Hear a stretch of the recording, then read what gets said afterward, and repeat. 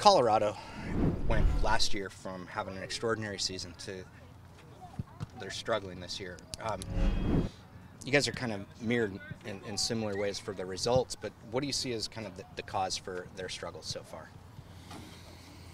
Well, I think if you statistically look at them, they don't score a ton of goals.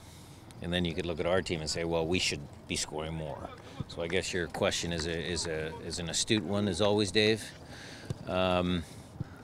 You know, that's been their main challenge, and they won a ton of games last year in their formula of, you know, defending really well and winning 1-0, figuring out ways how to just manufacture one goal. So, you know, they've had some challenges along their back line as far as consistency in the lineup choices. And, you know, we all know, all of us MLS coaches know that it is harder to create stuff than it is to destroy things. So that's my take on it. Pablo had a great career as a player. That transition into coach, you went through it as well. How difficult is the transition from being a player in a league to immediately going to coach like that? Well, my career path was a little different than Pablo's. He had a higher career and he went right into coaching. I had a couple of real jobs in the interim, so I can't really talk with much certainty about how he did it. My path was certainly learning along the way, getting a USL team where I could, you know, cut my teeth, and, you know, having Jimmy Gabriel as one of my assistants really helped me become a better coach. I know, you know, just talking and listening to Pablo, you know, the pro coaching course that they're doing now, that U.S. Soccer's doing, has helped him. And I think one of his assistants is there now, Steve Cook. So it helps. It helps.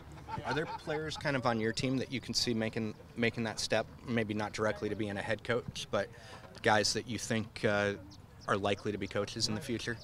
Well, we have 2 on staff already, you know, potentially more, but Jimmy and Gonzo are perfecting, you know, their techniques, their on-field demeanor, all of the things that it requires to be a good coach. So, yeah, I could see a few more coming through there. How hard is it?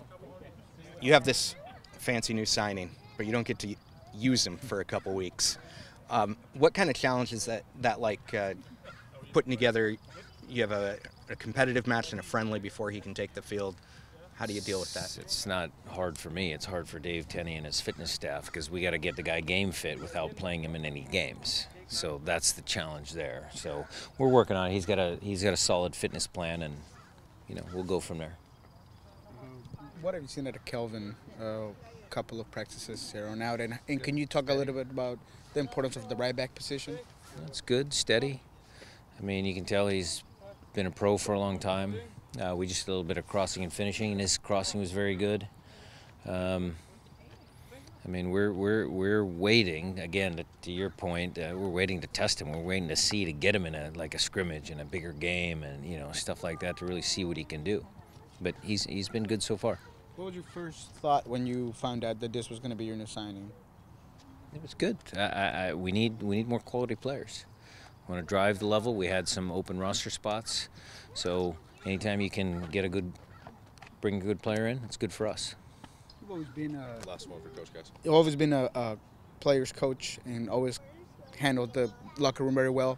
How do you handle when a player is starting to negotiate any kind of contract for the future, and how do you keep his focus in the game and not in his contracts? Well, I wish I knew how to do that with every certain player, because each one of us are different individuals. It varies from player to player, but the team always comes first. Our mantra since we started was the team is always the most important. So I think the guys buy into that. They work too hard with their teammates. There's that peer pressure that happens, and then there's, you know, the coaching voices that always say, hey, you know, team first, team first, team first. And that's what we believe in. We believe very strongly in that. So it rubs off a little bit.